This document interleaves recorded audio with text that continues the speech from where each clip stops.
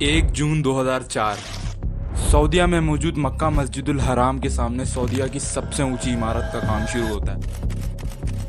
2004 से पहले सऊदीया की सबसे ऊंची इमारत रियाद में मौजूद किंगडम सेंटर थी, जिसकी हाइट 300 मीटर से थोड़ी सी ज्यादा थी। लेकिन सऊदी रॉयल किंग अब्दुल्ला बिन अब्दुल अजीज किंगडम सेंटर से 50 गुना ज्यादा और मॉडर्न स्टाइल इमारत बनाना चाहते थे। फाइनली 2012 में जाके इसकी कंस्ट्रक्शन का काम खत्म होता है और दुनिया को हैरान करके रख देती है ये इमारत,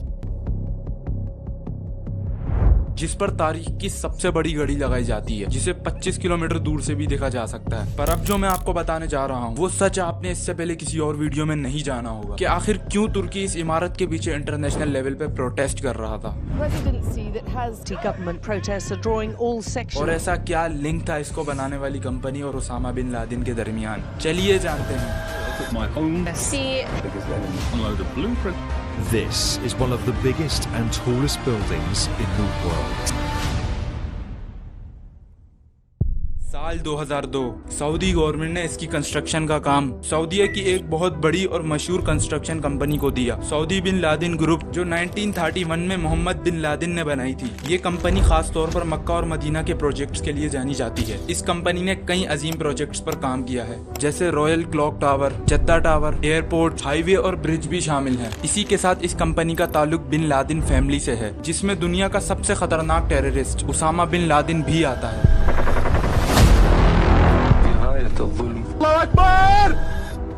लेकिन कंपनी का इससे कोई भी ऑफिशियल ताल्लुक नहीं है। सऊदी गवर्नमेंट इस कंपनी को अपने नेशनल प्रोजेक्ट्स के लिए इस्तेमाल करती है। मक्का रॉयल टावर की कंस्ट्रक्शन का काम 2004 में शुरू हुआ। ये प्रोजेक्ट तकरीबन 10 साल तक चला और 2012 में जाके कंप्लीट हुआ। टावर का डिजाइन मॉडर्न इस्लामिक था, जिसका मकसद मक्का में आने वाले हजारों मुसलमानों को रहने की सहूलत देना था।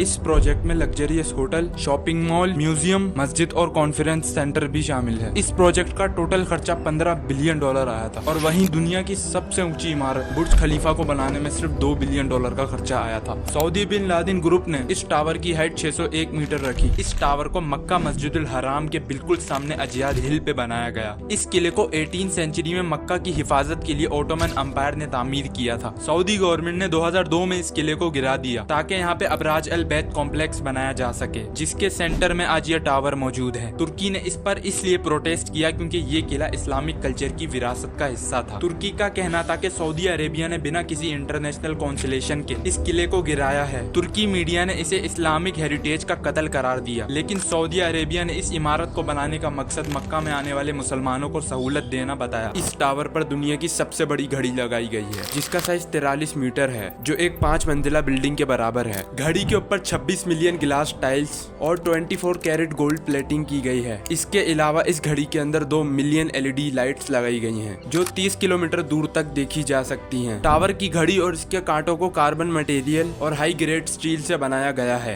ताकि ये हल्के होने के बावजूद तेज हवा, बारिश और गर्मी को बर्दाश्त कर सके। घड़ी के कांटों में सबसे बड़ा मिनट 23 मीटर लंबा है और दूसरे वाले का साइज 17 मीटर है और इस सब पर भी गोल्ड प्लेटिंग की गई है। लेकिन अब आता है इस बिल्डिंग को बनाने का सबसे मुश्किल चैलेंज कि कैसे इस 24 कैरेट गोल्ड प्लेटेड क्रेसेंट को 601 मीटर हाइट पे फिट किया जाए। ये क्रेसेंट जर्मनी की इस्लामिक कंपनी ने डिजाइन किया था, जबकि स्ट्रक्चर सऊदी और यूरोप के इंजीनियर ने मिलकर बनाया था। इसे अलग अलग हिस्सों में हेलीकॉप्टर की मदद से 601 मीटर हाइट पे ले जाकर वेल्डिंग की मदद से जोड़ा गया। आपको जान की हैरानगी होगी, लेकिन मक्का रॉयल टावर के टॉप पर इस क्रेसेंट में मौजूद 6 फ्लोर्स हैं, जिसमें control room, maintenance area, electronic system, observation room, storage section और एक छोटी सी मस्जिद भी शामिल है। ये फ्लोर इंजीनियर्स के लिए बनाया गया है ताकि वो घड़ी की लाइट्स को मेंटेन कर सकें। अब मैं आपसे पूछना चाहता हूँ, अगर आप इस होटल में रहते हैं तो आपको मस्जिदुल हराम का direct view, 5 star luxurious room, हलाल international menu, shopping mall, Islamic museum और वर्ल्ड क्लास सिक्योरिटी मिलती है।